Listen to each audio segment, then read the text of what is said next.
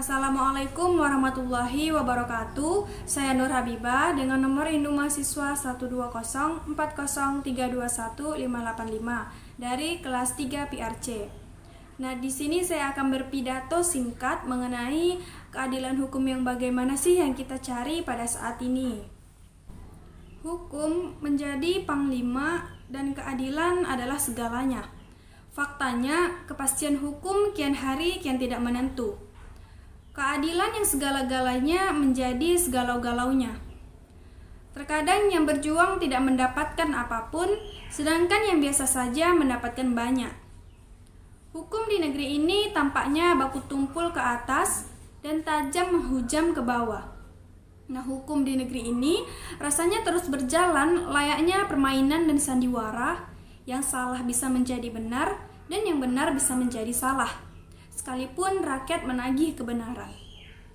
Kegalauan akan keadilan di negeri ini memuja atas fenomena runtuhnya langit keadilan yang disangga aparat penegak hukum serta lembaga yudikatif.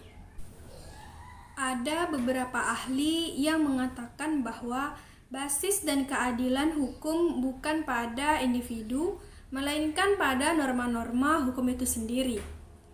Hal ini dikatakan bahwa standar keadilan pada setiap individu pada kenyataannya berbeda antara satu individu dengan individu yang lainnya. Dan perbedaan ini sering tidak dapat didamaikan satu sama lainnya. Nah, apa yang disebut dengan keadilan hukum tidak hanya berkaitan dengan penerapan hukum, akan tetapi juga isi hukum itu sendiri yang harus mencerminkan pengakuan bahwa setiap manusia memiliki hak asasi yang sama, yang semata-mata sebagai manusia di depan hukum. Nah, terhadap hal yang sama harus diperlakukan hal yang sama, dan sebaliknya terhadap hal yang berbeda harus diperlakukan dengan cara yang berbeda pula. Perlu dipertimbangkan bahwa ada orang yang melakukan kejahatan bukan karena pilihannya, namun karena tekanan tertentu, baik berupa ancaman fisik, tekanan sosial, ekonomi, dan lain sebagainya. Penyimpangan hukum yang terjadi bukan dibenarkan, melainkan penilaian terhadap hukum yang diberikan yang harus mempertimbangkan kondisi kejiwaan dan akal para pelaku. Nah, setiap orang harus tahu apa yang boleh dan tidak boleh menurut hukum.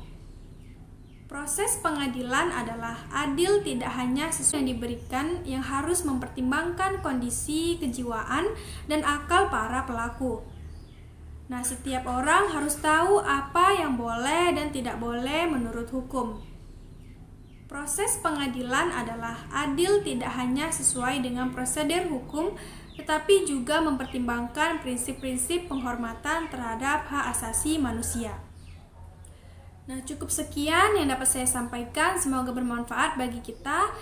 Mohon maaf apabila ada kesalahan kata. Wabillahi taufiq wal hidayah. Wassalamualaikum warahmatullahi wabarakatuh.